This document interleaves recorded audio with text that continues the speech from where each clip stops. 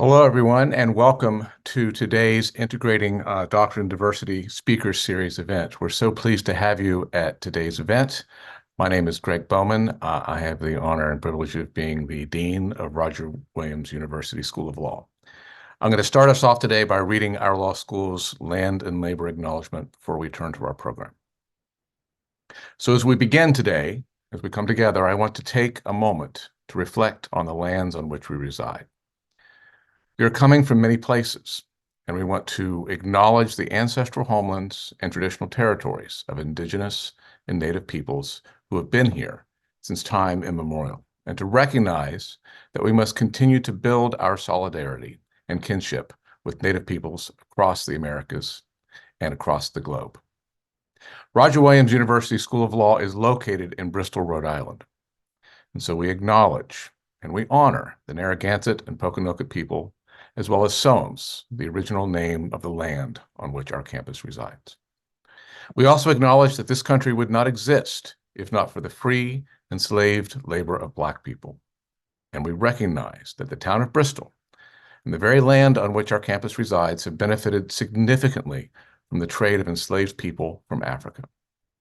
The economy of New England, of Rhode Island, and more specifically of Bristol, was built from wealth generated through the triangle trade of human lives.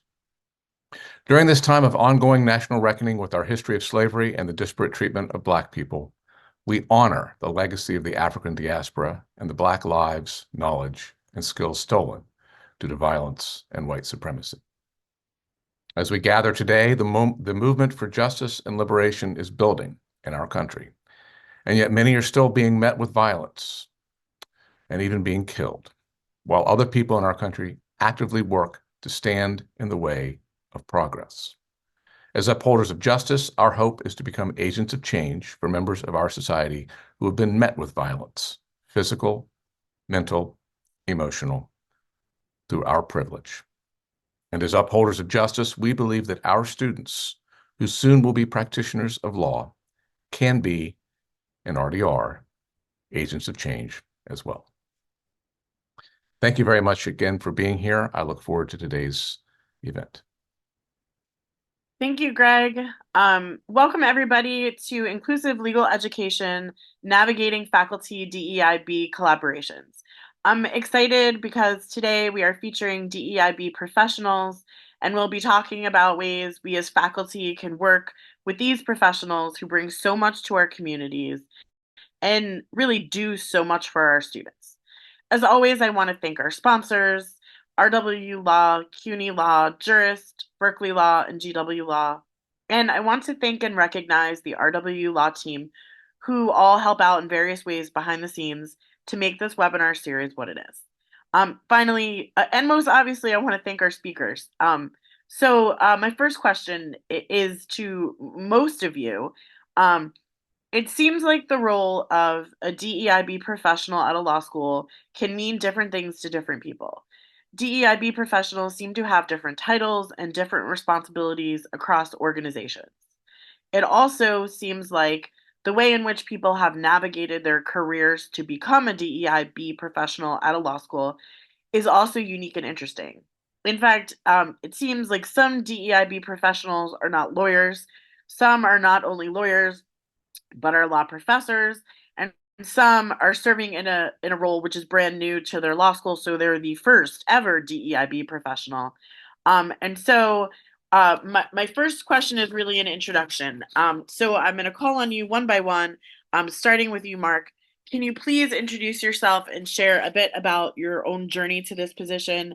In what ways can faculty interact with a DEIB professional at a law school, and what opportunities currently exist, and how can we best take advantage of people in this role?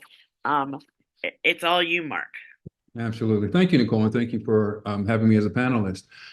So I am, I had a non-traditional path to this role. So I grew up in Pittsburgh, PA. I grew up in a community, a steel mill town. So in my community, not very many people went to college. And so I moved to Baltimore. When I came, I didn't have a college degree. So I got a job at University of Baltimore with a goal to eventually going back to school, and which is what I did. And so when I started in admissions as an IT support role.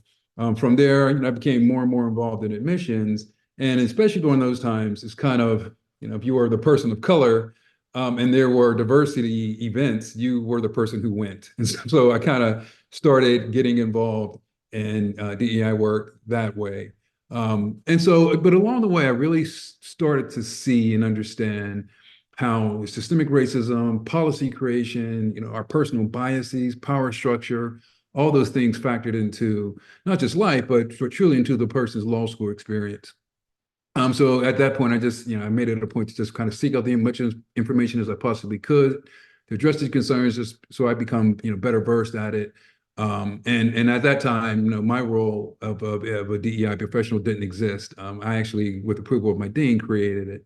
Your second question was, in what ways? Hey, Mark, I'm sorry to interrupt Yeah. you, but can you turn your camera on, or can you Oh, I turn sure it can. back on again?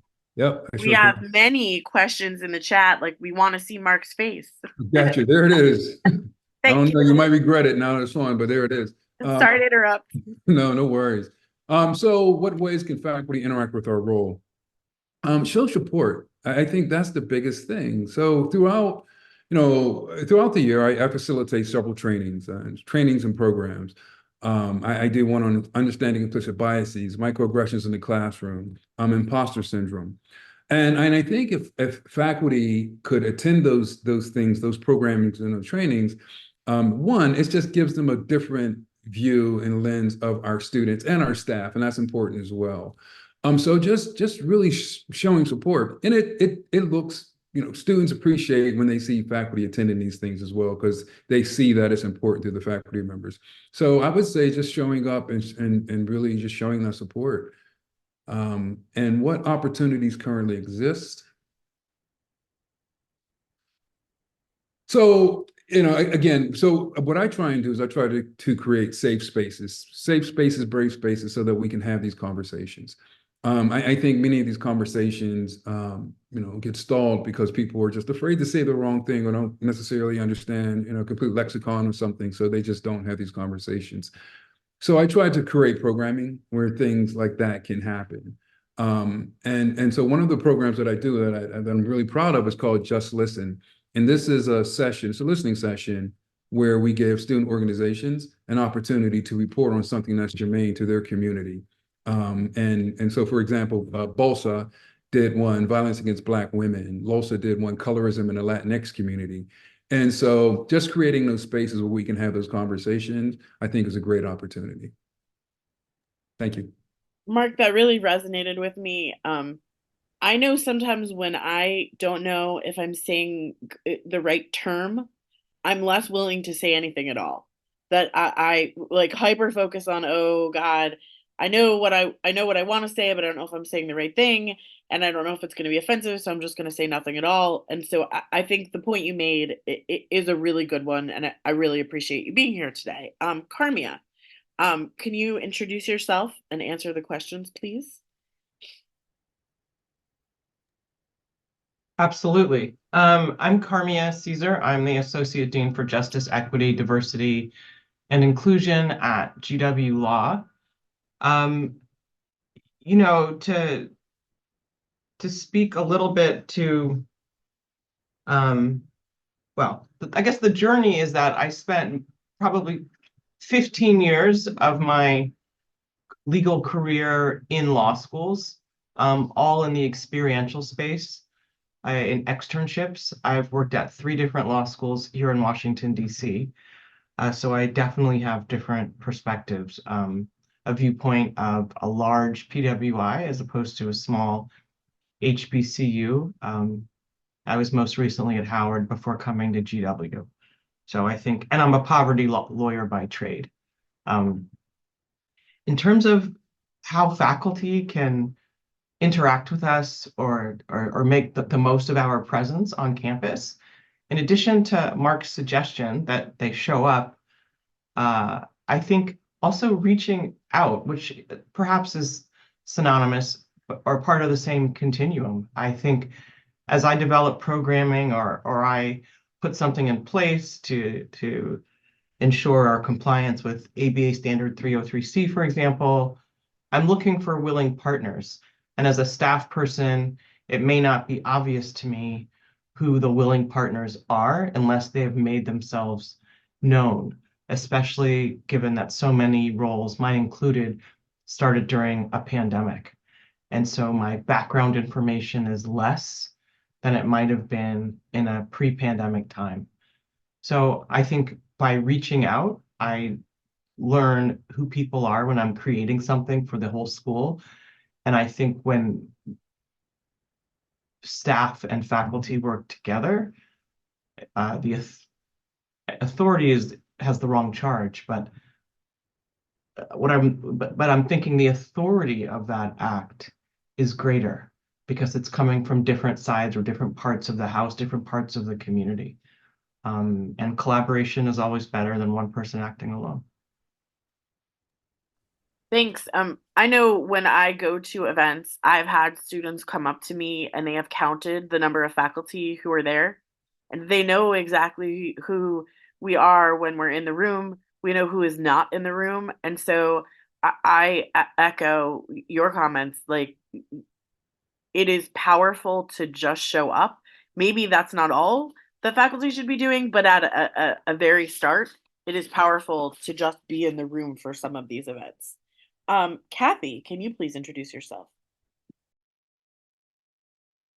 Good afternoon, everyone. I'm Kathy Northern. I am here at Ohio State.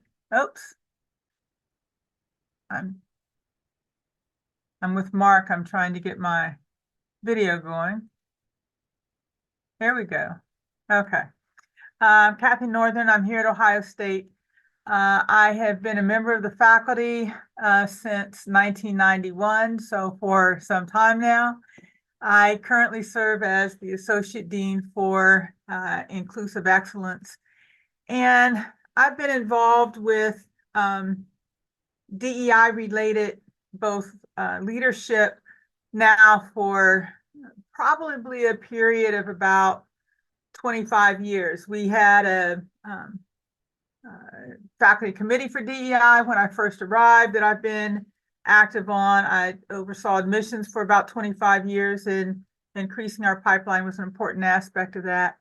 But with respect to kind of my current position, our dean in 2015, so a little bit ahead of the curve, thought it was important that our DEI efforts be led by a faculty member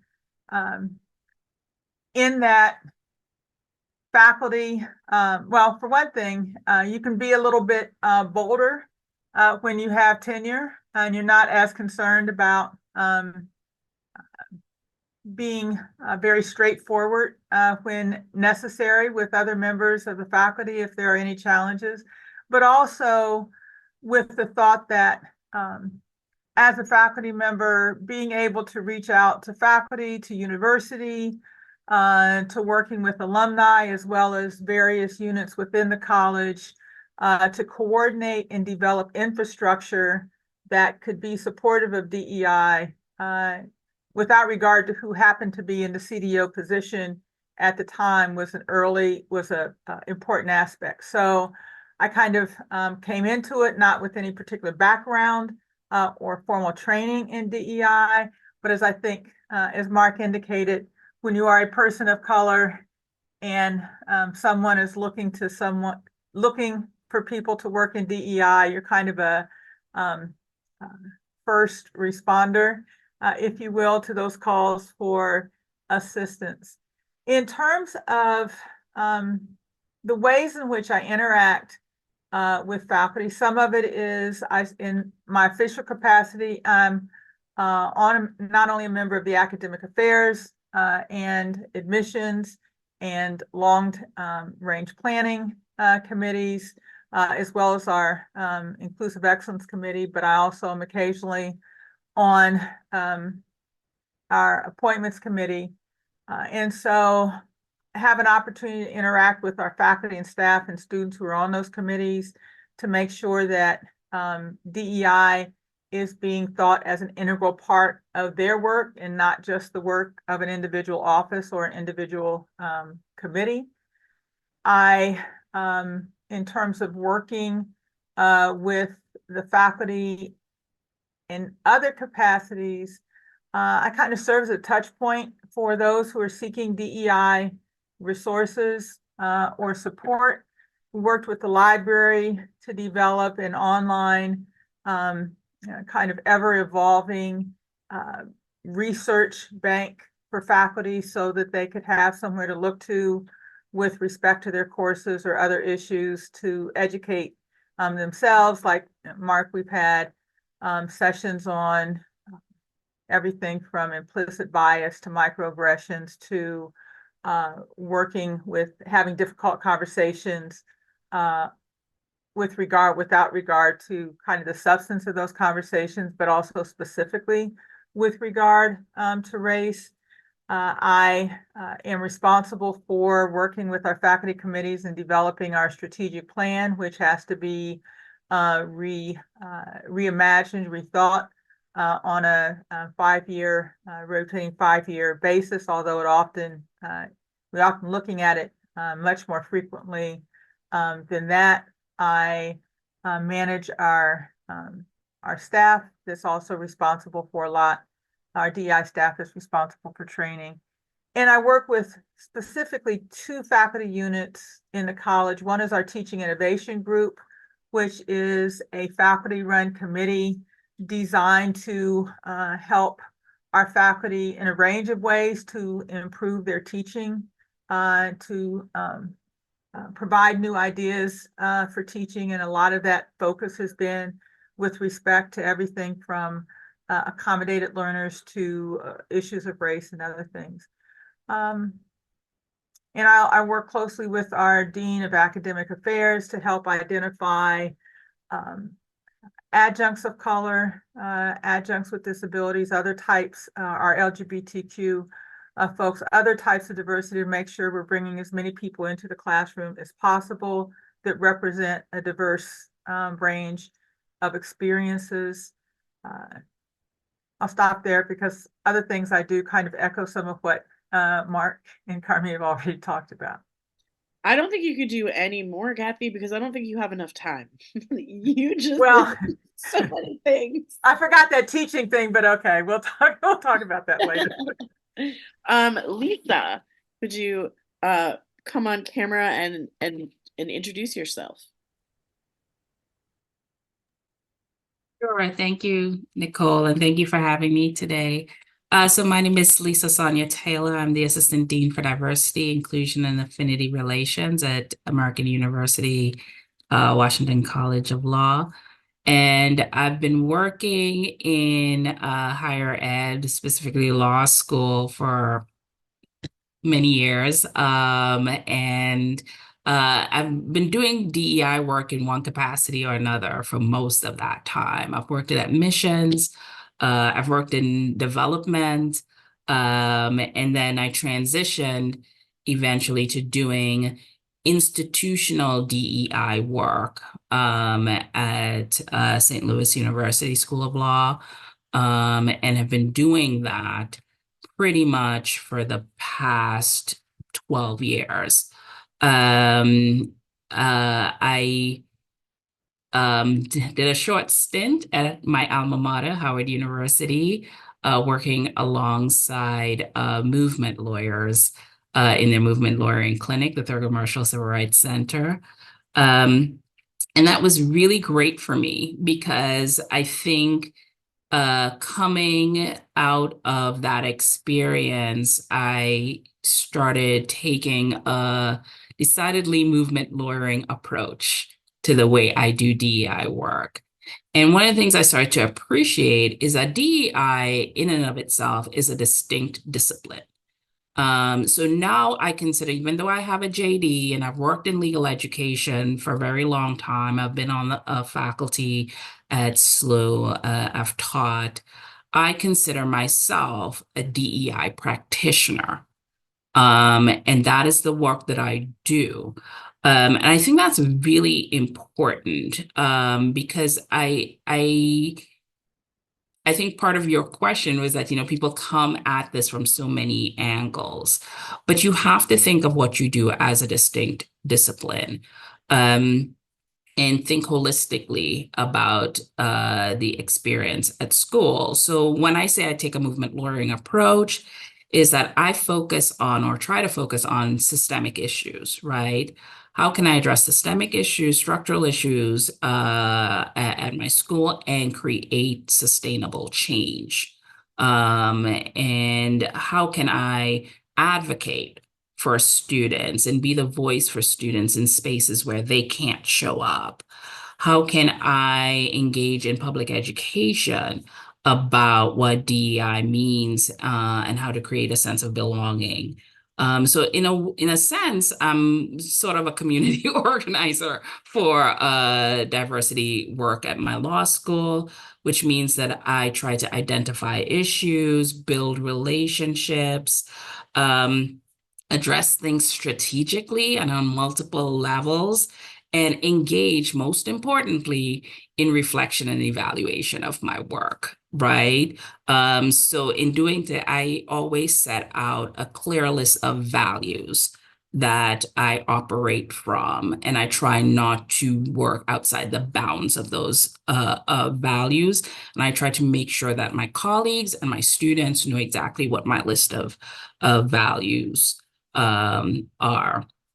With regards to faculty, I agree with everyone that says it's important for faculty to show up. It's important for everyone in the community to show up, right? And I don't only want faculty to show up, I want faculty to know their role in DEI work, right? And know that they have an integral role to play in supporting and valuing students with diverse backgrounds and experiences and learning how to do their work in a way that is inclusive of everyone, right? Because if students are feeling microaggressions, if they're feeling not valued, if they're not feeling a sense of community within the classroom, they're not going to feel it outside of the class. There's no amount of programming that I can do that's going to heal that trauma they feel from being displaced in the classroom. So part of my role is to help everyone in this community think about their role and think about how they can do their role through an equity lens, right? And think about the most marginalized and unheard voices in the room and make sure that they are doing their work to accommodate for that as well. So I'm just going to leave it there for now. I think we could leave the entire webinar right there for now. Yeah, the work has to be in the classroom too, or has to start in the classroom, depending on your perspective. And I really, you're talking about, having the ethos of a community organizer. Absolutely. My background is in law librarianship, and I would say that's very much how I approached my job. And I think that that's like an approach we can all take at whatever we're doing. So thank you so much for sharing. Our next panelist is Vernadette. Vernadette, could you please introduce yourself? Sure. Hello, everyone. Nicole, thank you so much for inviting me to be a part of this fantastic panel. I came to academia from 6 years of practice and then a couple of years at a branding, marketing, and communications company. And I went to law school specifically in a career services position and was doing my job as a career services officer. And as Mark mentioned, when you are the person of color in the building, you are drawn without a vote into the diversity work. And it got to the point where I was doing everything from admissions work, including reviewing applications and interviewing candidates, and both creating and implementing pipeline programs and creating and presenting DEI sessions for students and faculty and administration, And it got to the point where I thought to myself, well, I needed a job where I focus specifically on DEI, and that's what I do here at St. John's University School of Law. As to how I work with the faculty, I would say in several ways, both formally and informally. Of course, there are those situations where someone has had a misstep in class or in person, and either the students come and tell me about the situation, and then I spend some time either coaching the students who want to approach the faculty member on their own, coaching them on how to handle that conversation and interaction, or working with the faculty member on their attempt to redress the incident. And then, of course, there are those who come to see me in order to hopefully avoid a misstep. And in addition to the more informal interaction, I also sit on a couple of law school faculty council committees where I routinely work with members of the faculty. So I serve on the Equity and Inclusion Committee, of course, where the focus is identifying professional development training for faculty. And we typically meet in the beginning of the semester to discuss and determine which training they will participate in for that semester. And then I also am a member of the Faculty Student Liaison Committee, which includes about 8 students, 8 professors, and 4 administrators. And that committee was formed as a communication forum for students, faculty, and administrators together to work out matters that affect student life at the law school. But in addition to those, I also find that faculty, at least the faculty of color, are very generous with their time. And we are doing right now, this past year, we hired 7 new faculty members, full-time faculty members, and of the 7, 6 identify as people of color or members of the LGBTQ community. And so starting last month, we've been putting on a lunch with your professor session where the professor shows up and has a small lunch with 10, 15, 20, however many students show up. And all of the faculty of color, responded immediately and positively to that initiative. And so that's been going on this semester. I find one of our Latinx professors hosts a Hispanic Heritage Month event at his home. In October, there was a full mariachi band in his living room. There's another faculty member that hosts a welcome brunch for LGBTQ students at their home. We typically do a welcome barbecue for students of color during orientation week, where we invite the faculty of color, the administrators and staff of color to meet the incoming students. And each year, all of the faculty of color attend. So I find that the faculty of color are very generous with their time and attention, and you simply have to ask. Thank you so much. I am excited for my invitation to come in the mail for the mariachi band next year because that sounds amazing. Last but not least is Joni. Joni is not a DEIB professional, but we're really happy to have her anyway. Joni, can you introduce yourself, please? Absolutely. First, good afternoon, everyone. I want to thank Nicole, Roger Williams, CUNY, GW, Berkeley, and the jurors for hosting and sponsoring this event. My name is Joni Radu, and thank you so much for having me on this panel. This is an amazing panel. My name is Joni Radu. I am the Assistant Dean and Professorial Lecturer for the Office of Academic Excellence at American University, Washington College of Law.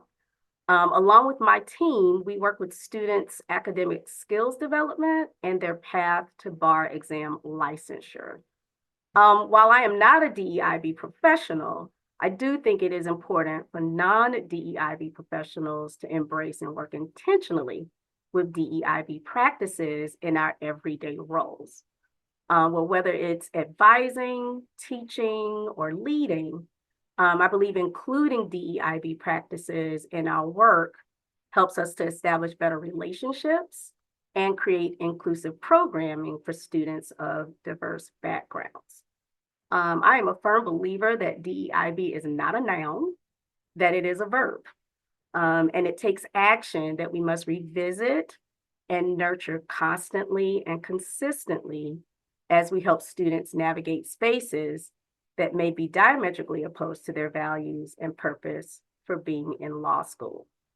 So with all that said, I think it is important for any non-DEIB professional to forge alliances with DEIB professionals, which I've done at my school with Lisa, to help them question and support the necessary work that I believe makes legal education more inclusive. So thank you again, Nicole, for having me here, and I look forward to our discussion. Thank you so much. My next question is for Kathy. So we're talking about these collaborations between DEIB professionals and faculty, and you seem like a natural point to kick this off. So Kathy, when she isn't doing all of the other things that she is doing, teaches, and she teaches tort law, poverty law, products liability, and environmental justice. And so Kathy, can you talk about how your work with inclusive excellence informs your pedagogy and your relationship with students in the classroom? And do you feel like your teaching experience makes it easier or more likely for faculty to partner with you in this work? Well, in the first instance, I think one of the things that in working with inclusive excellence and helping and responding to faculty's concerns about how to best incorporate DEI into the classroom, I realized that it was necessary, or at least very helpful, to do it in a very intentional way. So as an initial matter with my pedagogy, I did a kind of full rebuild of the way I taught a course, starting with making sure I found text that talked about issues of race, of gender identity as an integral part of the teaching of torts, for example. Poverty law and environmental justice, obviously, is easier to find books that do that. But when it's a part of the material that students are reading, and they have opportunities to think about some of the questions that are raised, whether it's through the cases or whether it's through the questions following the cases and additional information, becomes a much more natural part of what goes on in the classroom, rather than having students feel like you're adding issues of race onto text where it doesn't seem to be closely related in their minds, especially for people who are just starting law school, right? Torts for me is a first semester, first year course. And so in thinking about that, really identifying the materials that you use so that it just becomes a natural part of what you're doing in class. And it leads to discussions, it leads to opportunities for people to think about those things ahead of time, knowing that they're going to come up in the context of the information. But frankly, it also changed what I taught. My practice background was in the tort area. I envy Carmia in having a background in actually doing poverty law. I decided to teach poverty law because we hadn't had a course in it since I've been at Ohio State, and I thought it incredibly important to expose our students, or at least give them an opportunity to be exposed to an area of law in which race was so intricately bound. There was no way to teach it without talking about it on a daily basis. So those are, I think, the ways in which really being in the inclusive excellence space in a much more intentional way changed the way I approached teaching. And it also led me to talk with my faculty about if you want to, if you're interested in doing this, there are books out there that will facilitate that conversation. There are resources made available through my office. We hire research associates or students if a faculty member is reluctant to use their somewhat limited research resources to add that into their curriculum because it takes away from their own scholarly agenda, we provide research assistants to help who are trained by our librarians to really be able to focus in on that kind of research in different subject matters. Those folks are available. I would like to see more use of them over time, but that's gradually increased over time. I try not to shy away from talking about the difficult issues that we have in class, and I find those issues arise on a daily basis in poverty law and environmental justice. But in issues like the way we think about offensive contact, the way we think about damages, what a reasonable person is, why a reasonable, your life experience can significantly alter what you think is reasonable under any given set of circumstances. So just try and intentionally think about how to incorporate those in just the regular cadence of the course. Thank you so much. Carmia, my next question is for you.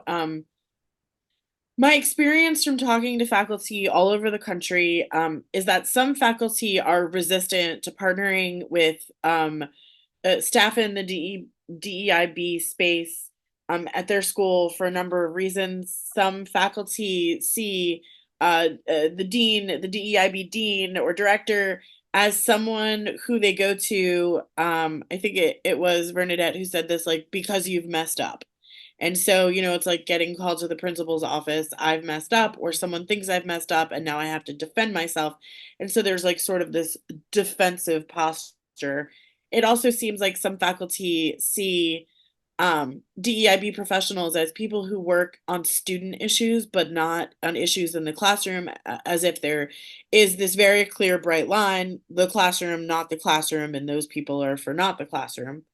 And well, Kathy's background is as a podium teacher. Yours is as an externship person. Can you share a bit about how your background as a teacher, as director of externships and experiential learning, has informed your work as a DEIB professional? And do you feel like your teaching experiences makes it easier or more likely for faculty to see you as a partner? Thank you for that question. I think, I think what Lisa said is so true, right? We dictate how we see ourselves in this work. And maybe 20 years ago, I was at an externship conference and a more seasoned member of the community said, we are teachers, no matter what they call us, we are teachers. And that changed how I existed in that space. And moving forward, at another institution at which I found myself shortly after returning from practice, which I did in the middle of my externship time, I registered for a conference that coincided with my area of practice and expertise. And a member of the tenured faculty said, well, why are you going? And I allowed my identity to be wrestled from me by this person I didn't really know. And so with considerably more laugh lines and more gray hair, I think I stand firmly in my identity, which allows me to work with people, I think, more easily. We are in a very hierarchical profession, and I don't think that changes just because we're inside of law schools. And so I think there are people who shun or eschew that notion of hierarchy, and those are the obvious partners. There are also people who cling to it. I think perhaps because of an insecurity that there are things about their own work or identity that could become less relevant if they acknowledge the validity, dare I say celebrate, but I'll say acknowledge the validity of someone else's work. So that was a very long way of not answering your question. And the short answer is yes, I work with people because I'm a teacher, and I think I am recognized as such. I know I am in our clinics. I have an amazing clinical dean here with whom I co-teach a seminar, and who has encouraged me to run what we call mini clinics, low credit clinics. And I think that recognition of my value across identities is important, and perhaps may encourage other people to act similarly. I think for the most part, I think the hierarchy issue is a true one, as you could ask any legal member in most schools of the legal writing faculty, or clinic versus doctrinal. And I think to the extent I'm able to collaborate people who are focused on mission, which is educating our students to be the most excellent lawyers they can possibly be, and lawyers who find work that energizes them, then we're aligned in mission and my status matters less.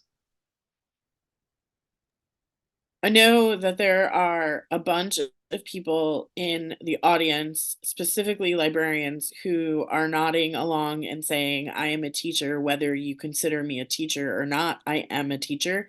And so, yes, I really, really appreciate that comment. And the other thing I just sort of want to pull out from what you said is the support from administration is important. And so another reason that I like doing these webinars is to remind administration that they have the work of supporting, whether it's DEIB professionals or faculty doing this work in their classes, and that maybe you can't do everything, maybe you don't have all the money in the world, but you do have the ability to support the people at your institution who are doing this. And it makes me happy to hear you sort of shouting out your own administration. And so thank you for bringing up that point. My next question is for Lisa. In a 2021 Law School Diversity Professional Survey, the author, you are one of the authors, stated people who do DEI work are not unicorns. They cannot be the end of all things, the end all for all things DEI in the law school. The same survey reported that 73% of respondents, DEIB professionals, reported that they, quote, lack institutional buy-in and investment in DEI work from faculty and administration, end quote. This makes it so clear to me that partnerships with faculty are necessary for the DEIB work to be successful. Can you share a bit about why you think the number, the 73%, is so high in this field, and why some find that there is a lack of investment from faculty in DEIB work? Yeah, thanks. So before I answer that, I want to do a hat tip to Belinda Dantley, who is my co-author on that, and she actually wrote that line about the unicorn. So I needed to give her credit for that. But I think, and you know, this was done a couple years ago, and we've seen this work change so much, particularly since 2020. So I wanted to put that into context as well. But I don't think that there is a lack of interest in law school in doing DEI work. I think everyone is, at least everyone I've come across, is interested in it. The issue is, are you willing to do the work to get it done, right? So I feel like one of the things that I battled with is this school that I'm at has a long tradition of DEI work. There was someone in the student services suite doing DEI services for almost 30 years, right? Which is awesome. And I think there's always room for DEI work to be done in different spaces. However, my role is more of an institutional facing role than a student facing role. And I think, at least at the time that we did this survey, I think DEI was seen as a student facing role, right? Which to me, it kind of irks me a little bit because to me it says we're not willing to take responsibility for change. Right? We think that whatever issues we're having in diversity, inclusion, and equity is squarely situated with the students. So we want our DEI professionals to come in and fix it, right? And we find ourselves working one-on-one with students, which again, I think is a great role to have, but it can't be the only thing we do, right? We have to be given the space to do more of the institutional work, which means that administrators, faculty have to think about how are we changing legal education, which was not designed for diverse students and sometimes inflicts a lot of trauma on diverse students. What are we doing to make those changes? My job is about change, right? And coincidentally enough, I'm teaching a course this semester in movement lawyering because our students really wanted to think about public interest work through the lens of movement lawyers. And one of the things we talk about is power and change, right? Who has power, who doesn't have power, and how do we work for change? And if we are tied, I think Carmia mentioned this, we're tied to that status quo, and we're not thinking about what can I do differently, then we are not embracing DEI. No matter how many events we show up to that make us feel good about ourselves, if we're not doing the real work to make change for the students that are coming through our door, then we're really not doing DEI work. So I think that number that you saw there demonstrated some of that frustration, right? That we're not getting the buy-in to do the work that we know needs to be done. And we're not getting this financial and staffing support to do that work. Again, this was 3 years ago. I've seen some positive movement towards staffing DEI offices or giving DEI professionals the resources to do the work that they want to do. And I've seen DEI professionals being put into leadership roles where they need to be. So I'm optimistic that the work is heading in a direction that it needs to be going. Thanks. My next question is sort of on that theme, but about the buy-in part. Have you seen the buy-in from faculty increase after the change to ABA Standard 303?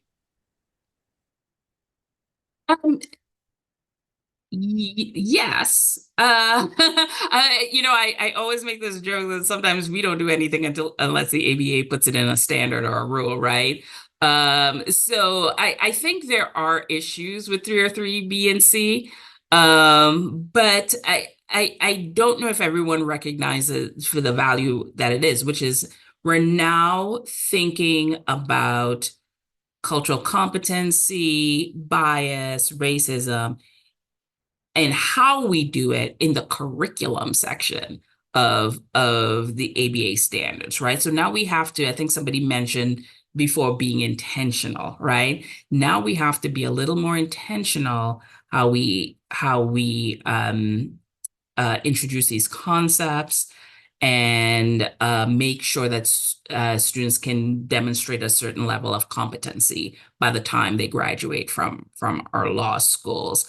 So I think with that respect, I do see some buy-in, and I have seen some really thoughtful solutions to how we do this.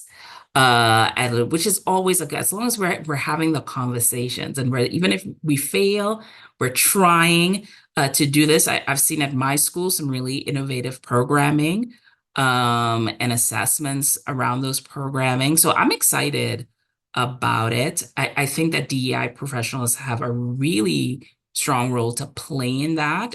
Again, somebody says we are educators as well. And this does not, even though it's in the curriculum section of the ABA standards doesn't mean that it only has to be taught through courses, right? There could be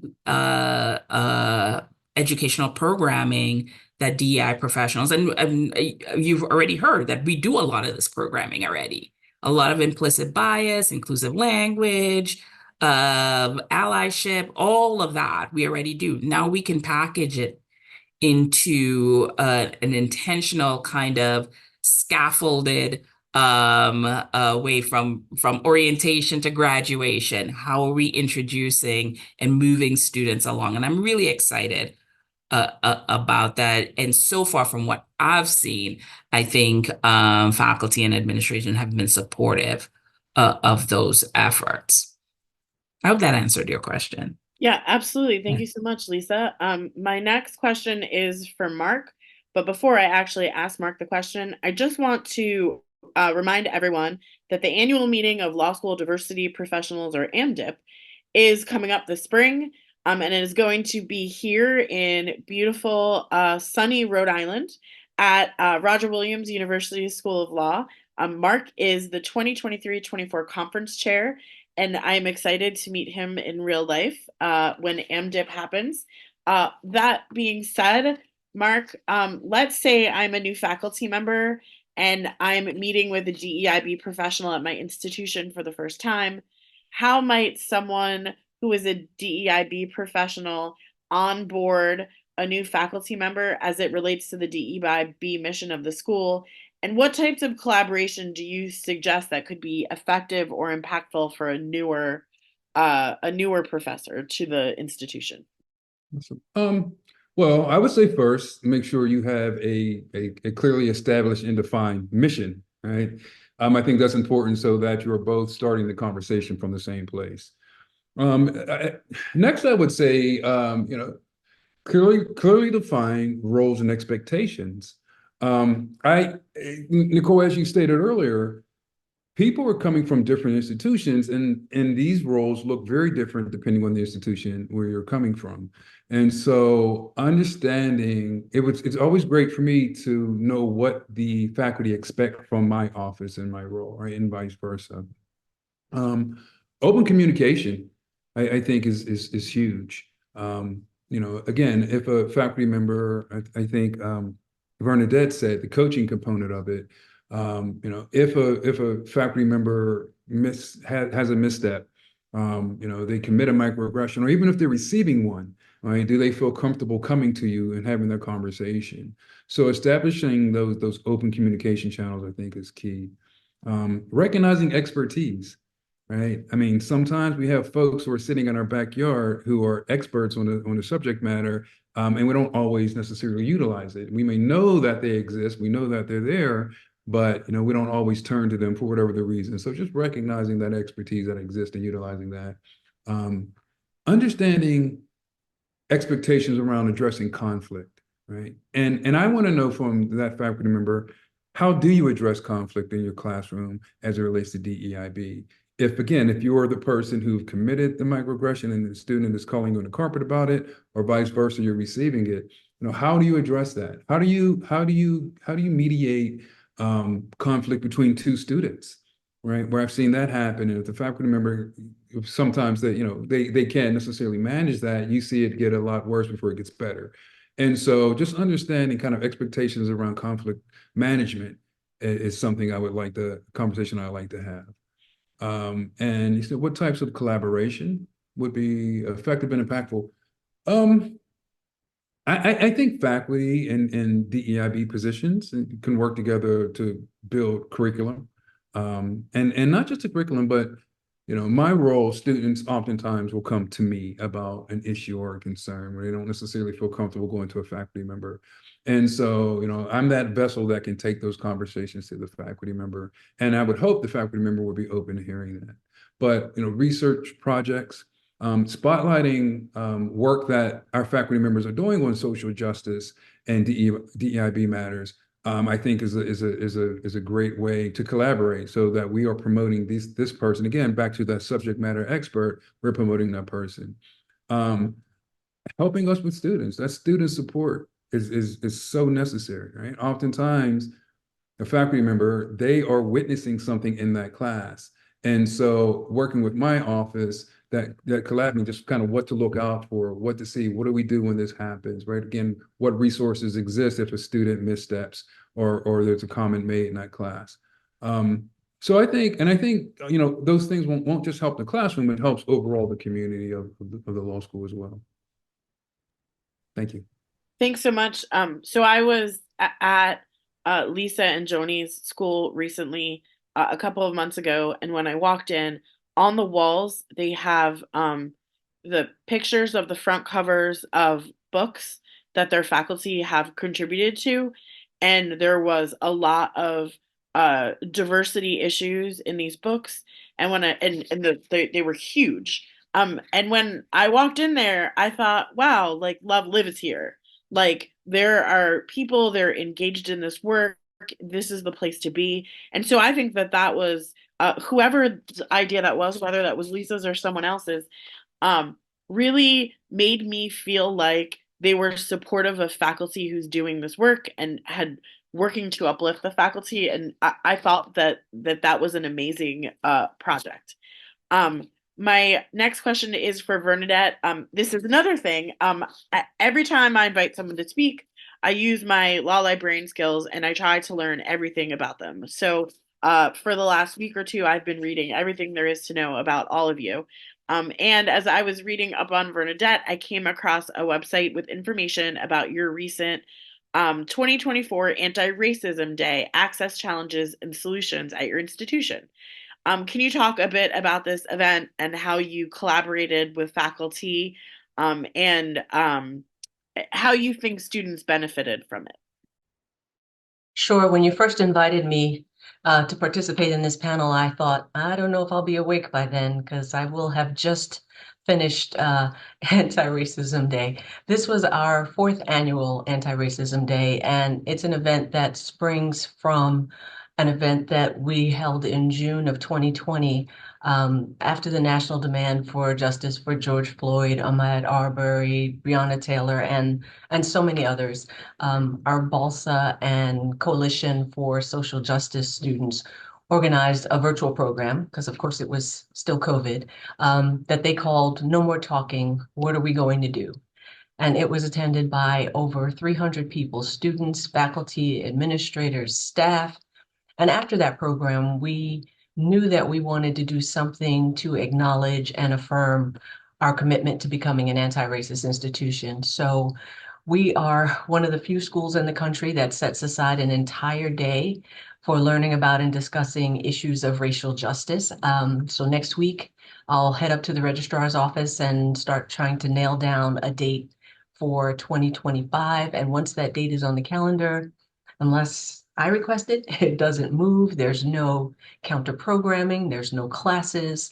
Attendance is mandatory for our 1Ls, which I think shows our commitment to ensuring that the information is conveyed to our students, you know, especially because we have so few of those mandatory events. And of course, also a good number of our 2Ls and 3Ls attend as well, because they're interested in learning and talking about the topics. Most of the faculty attend, as do members of the staff and administration. So it is institution-wide. We hold the keynote address in our moot court room, and we had 2 overflow rooms on Friday. And even with those 2 overflow rooms, there were folks standing alongside the walls in the courtroom to show you the sheer number of folks we had in attendance. The format of the day is a keynote speaker followed by a series of panel discussions. Our 2022 theme was anti-racism and inclusion in the practice of law, and our keynote speaker was Janae Nelson. In 2023, the theme was exploring the roots of racial inequality, and our keynote was Christina Swarns from the Innocence Project. And as you mentioned, this year's theme was access challenges and solutions. And we talked about access to justice and how it relates to a variety of practice areas. The keynote was James Foreman Jr. from Yale Law School, and he was fantastic. And across the day, we had sessions on access to justice and child welfare investigations, home ownership and the racial wealth gap. There was also a session on the campaign to abolish solitary confinement and access to counsel in prison disciplinary hearings. And three of the panelists were people who had actually been subjected to solitary confinement. The room was one of our largest classrooms. It was full to the brim, to the point that we had to stream the session into the classroom next to it, which was just about 3/4 of the way full. And when I went in to check that the sound was working and, my run around the building to check on everything, there were students in tears, faculty members in tears. It was powerful.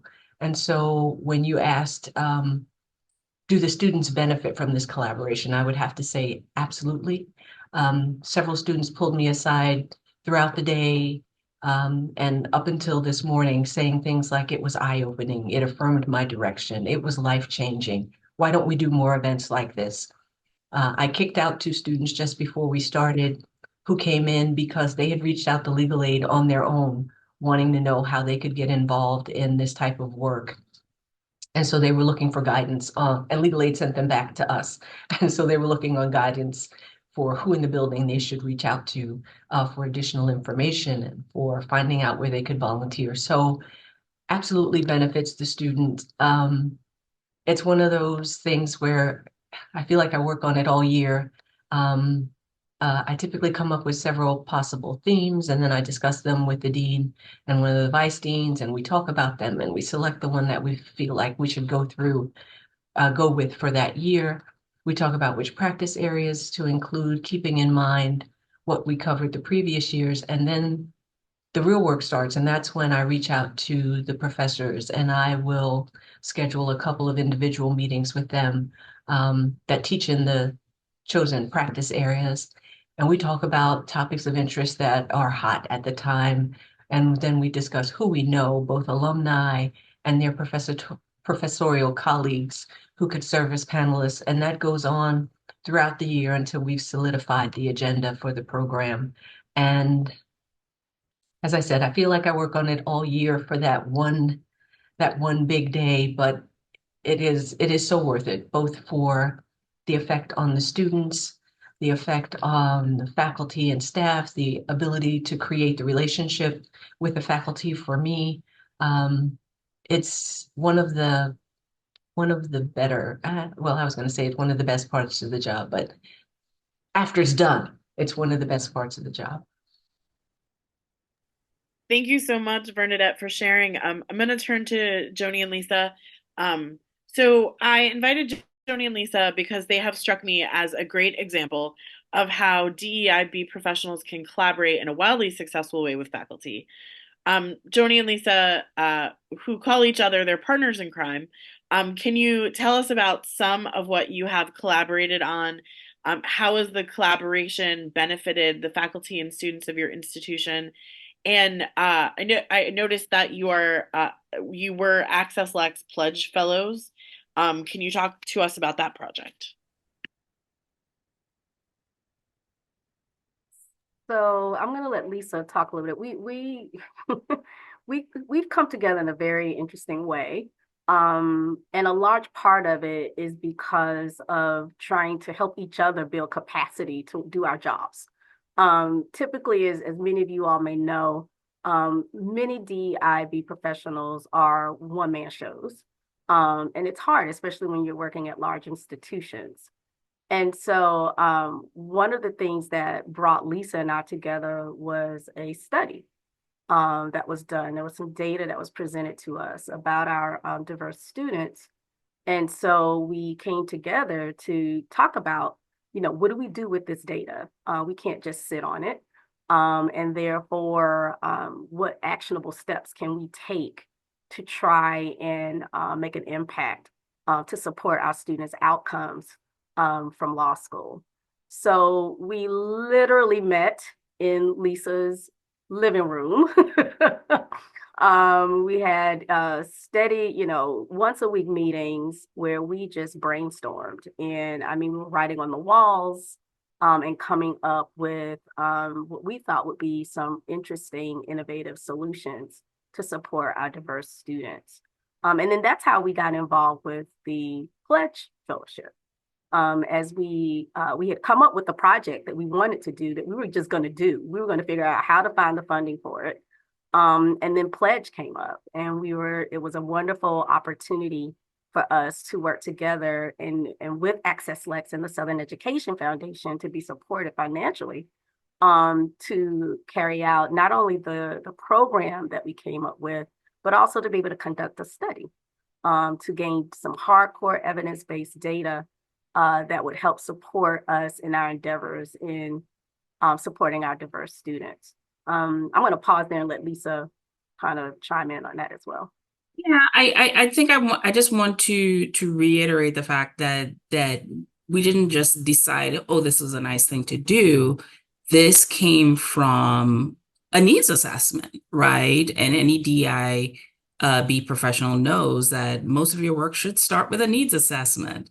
And we took that data and then we investigated. We wanted to use evidence-based practices to come up with a solution for this. And I don't want to start talking about the program because we don't have that much time.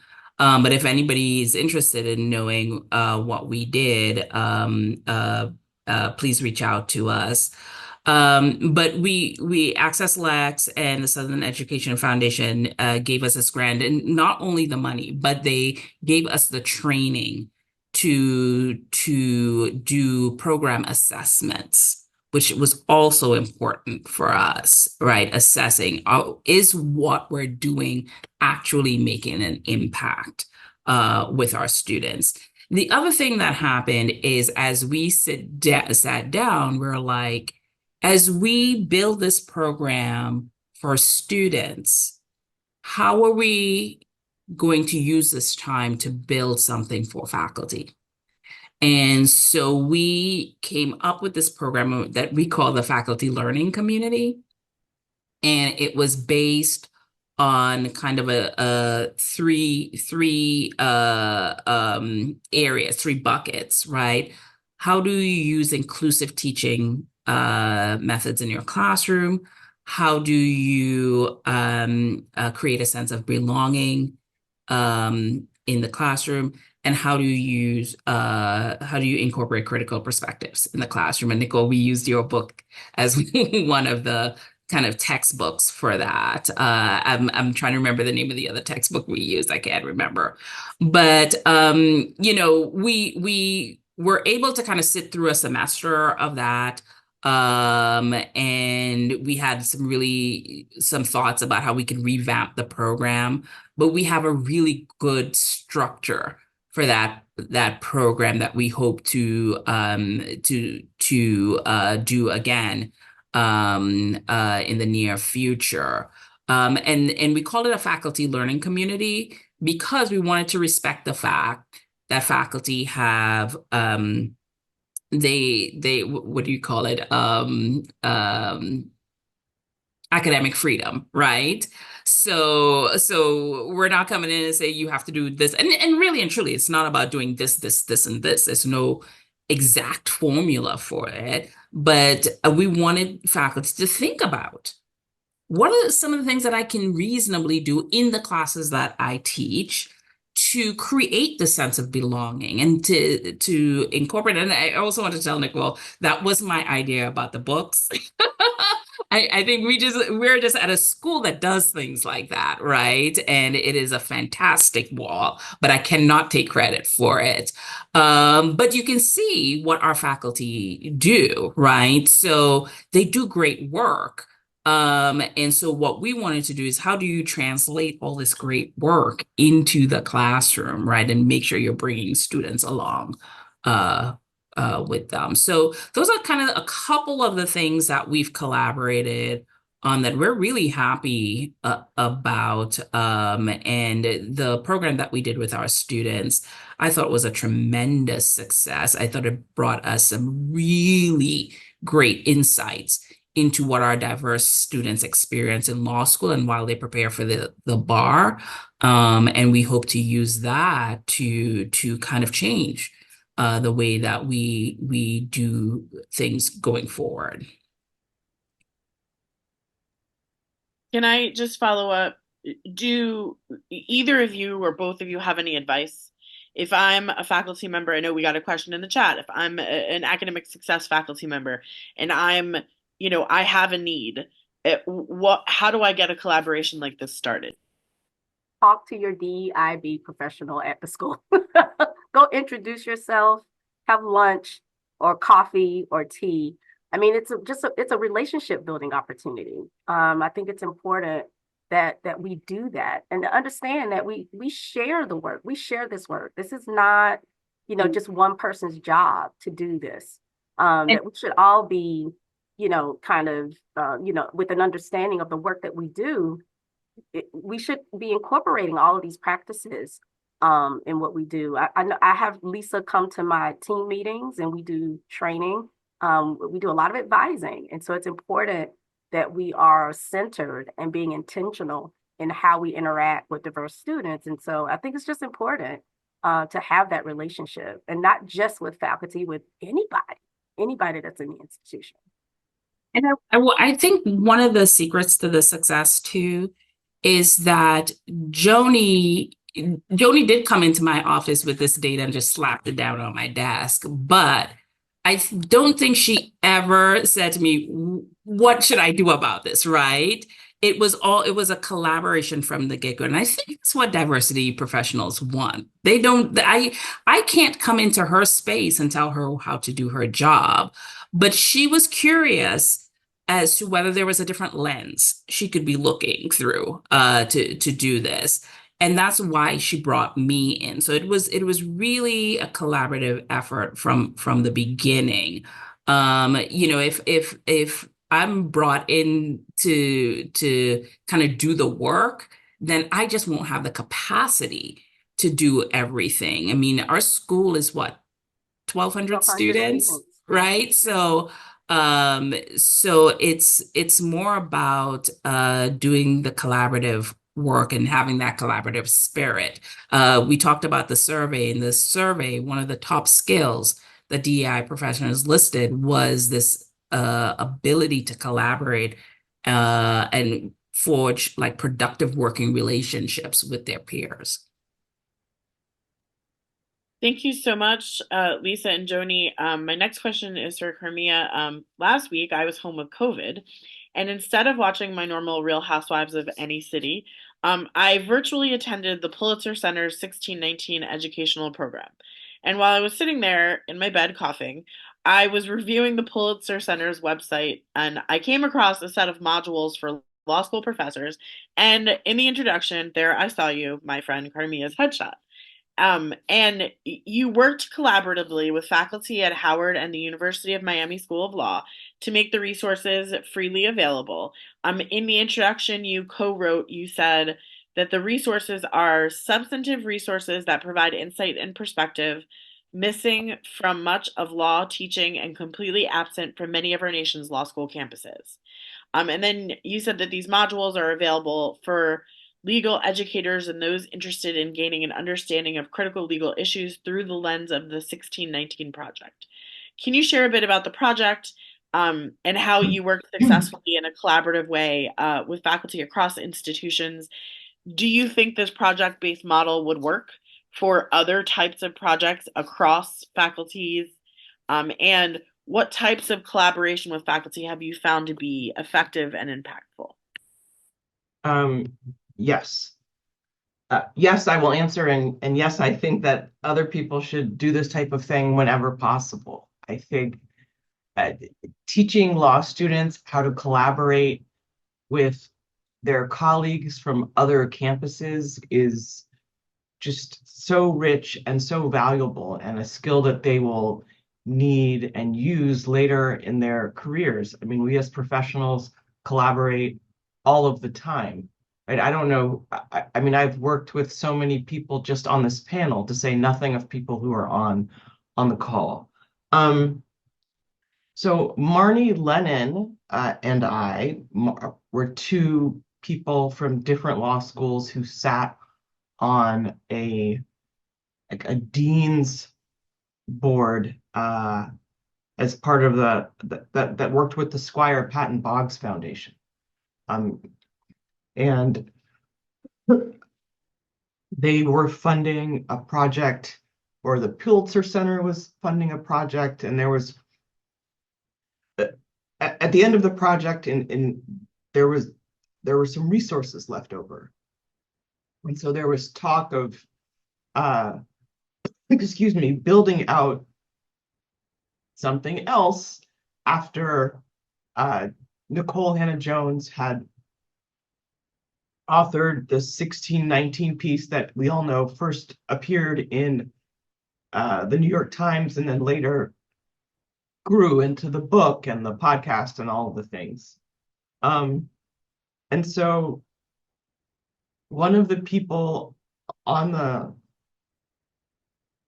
board, the advisory board, spoke up to start to give the idea of a project a house at his law school.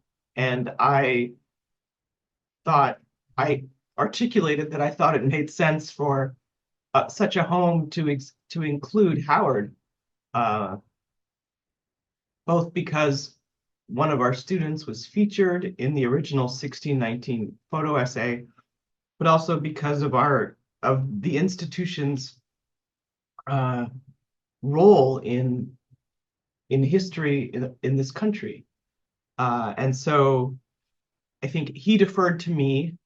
Marnie Lennon and I had already developed a collaborative relationship over the years, and this gave us a field and an opportunity to create a project. I can't recall the timing in terms of, I think we began pre-pandemic, but so many of us were already working on Zoom just in terms of doing our jobs anyway, and working with students in the summer months when they were not available. And so we already had an infrastructure when in-person things shut down, and our students were already efficient in collaborating through different platforms. And so we made a point of creating teams of students from different schools, and we asked their input in which essays within the 1619 project spoke to them, because we wanted them to be excited about additional work that was going to exist outside of their law school commitments. And we had benchmarks and swapping of work, just as students do all the time when they're working on a journal or something.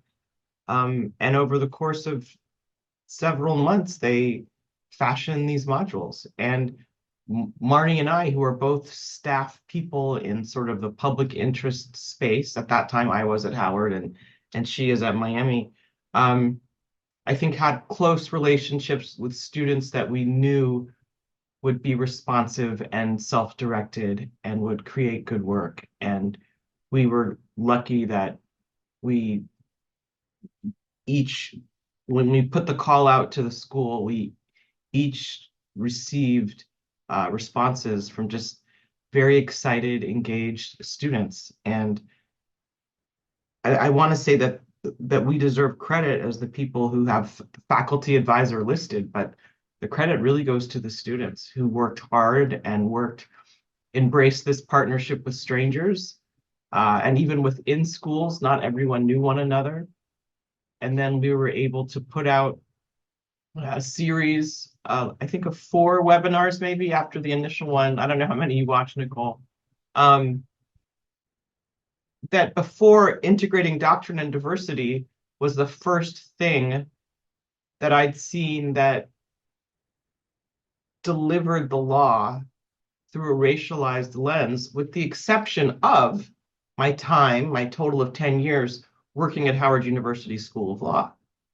And so I think that together we were trying to create a product that could be portable and used by other faculty,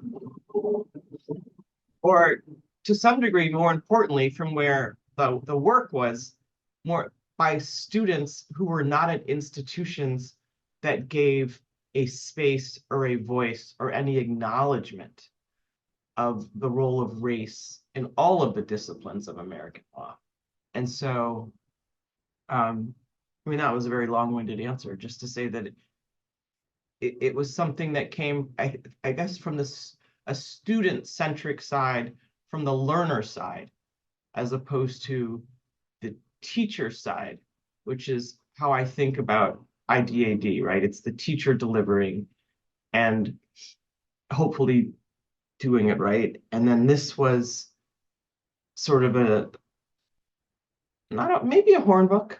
I don't know. Maybe a commercial outline, if of color is commercial, if Black from the African diaspora is commercial. But everything has a lens, and this was just a lens that was fully acknowledged. As I said before, I think one of the roles that has such an important piece to play with the DEIB professionals and faculty partnerships is administration. And so we put in the chat the link to these lessons. And like, to me, it would be so easy for an administrator to send this out to their faculty and say, hey, I went to a webinar today and I saw this, if it's interesting to you. And that's like one of the things I really enjoy about my own institution is when I saw this, I sent it out to people. I sent it out and said, hey, look, this is what I've been doing this weekend. And people wrote back to me and were like, you're a dork. But yeah, this is what I was doing this weekend. I was so excited. I needed to share it with my coworkers. And so I think that there's a role for people to play, to just share this out and see what sparks.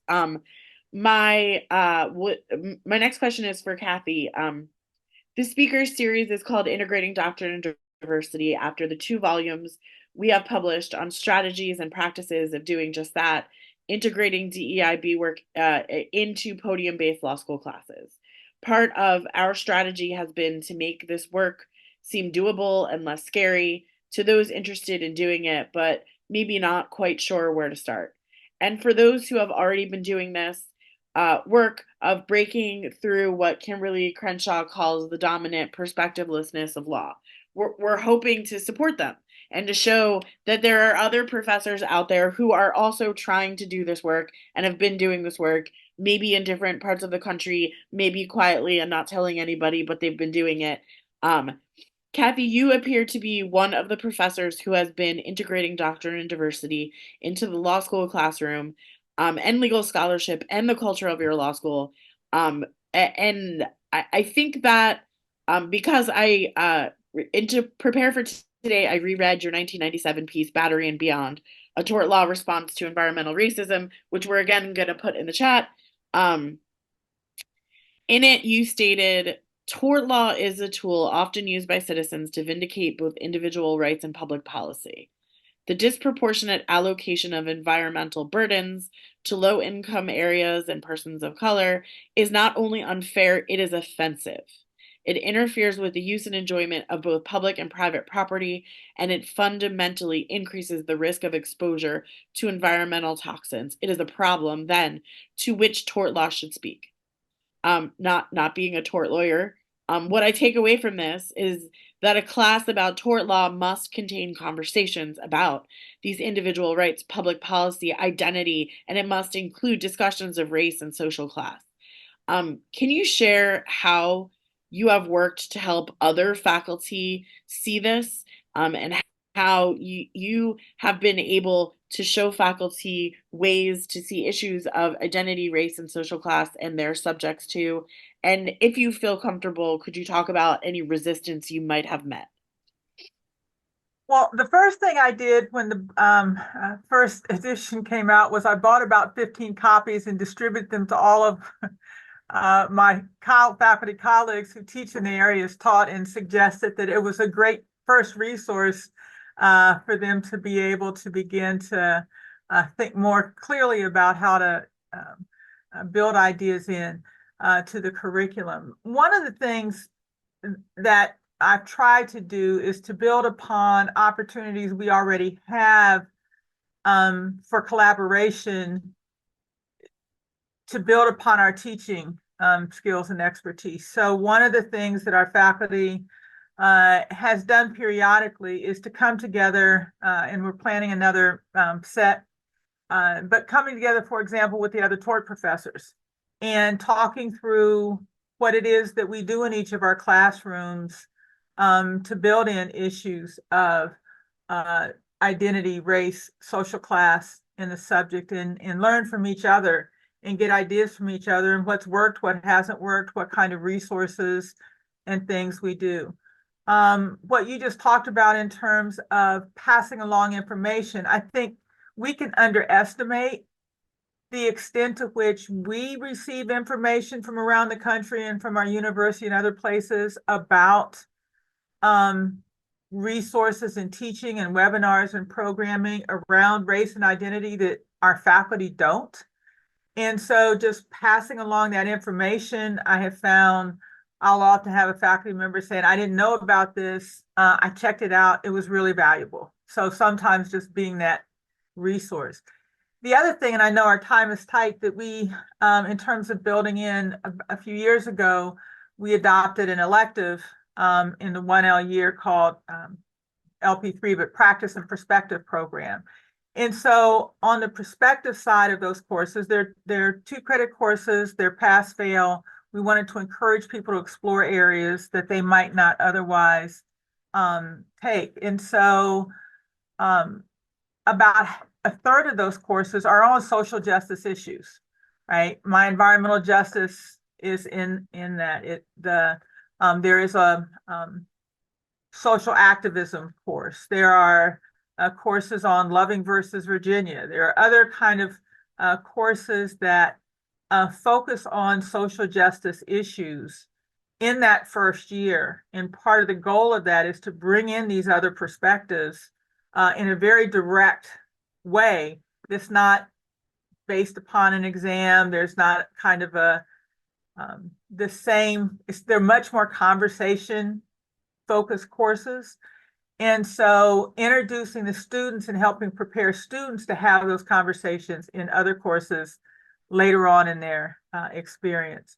But I think just in the final thing I'll say, we have started a kind of faculty staff book club. And one of the first ones that we did was The Color of Law, to introduce to faculty who may not be aware, when we talk about institutional racism and the legal aspects of it, just how solid the evidence is about the way in which law has perpetuated and continues to perpetuate racism, classism, and other things into the structure. And if you don't understand the structure, you can't change it. And so those are the kinds of just some examples of what we try to do to collaborate with faculty around social identity and other issues. Thank you so much, Kathy. I want to end with Mark because a few of the questions that were in the chat, I think could be best addressed at AMDIP. And so, Mark, I was wondering, could you give us a little preview of what to look forward to at AMDIP in April? Oh, you're muted. It was not the camera, it's the mic that'll get you. So at last year's conference, we had a keynote speaker, and anyone who does this work, we fully understand and appreciate how exhausting it could be. And we heard that last year. We heard that from many of our participants, just like how much of a struggle it is to continuously do this work and not always seeing the benefits and the outcomes of it. And so what we wanted to do this year is really celebrate celebrate our work and celebrate our success stories. So this year's conference is entitled I Am DEIB, Daring, Encouraged, Inspired, and Bold. And several of our sessions, well, all of our sessions are going to be celebratory. So celebrating women in the law, celebrating and supporting students and graduates with disabilities, celebrating the queer experience within legal education, and exploring and celebrating the hallmarks of success in our field. If you've never attended an AMDIP conference and you would like to know a little bit more, we're also having a conference preview on Friday. And I believe Michael just dropped that into the chat. And that is free of charge. And so if you just want to know a little bit more about AMDIP or you have a couple questions about it, I encourage you to join that session, and I hope I see you there. Thank you all today for showing up. This has been a great conversation. I've gotten so many texts just as we're sitting here with people telling me how excited they were for this conversation. Obviously, but it's worth saying thank you for your continued willingness to engage in these conversations. Thanks to everyone in the audience. DEIB professionals are only one part of the DEIB faculty collaboration. The other part is faculty. I want to encourage faculty and staff, which I don't say enough, but staff, to consider ways in which you can collaborate with the DEIB professionals at your organizations. Just sending a recording of the session or hosting a watch party for the session can surface ideas and can encourage your faculty to sort of think about things in new ways and reach out. So thank you all. A recording of this session will be available in a few weeks, and I've really enjoyed the conversation today. Thank you.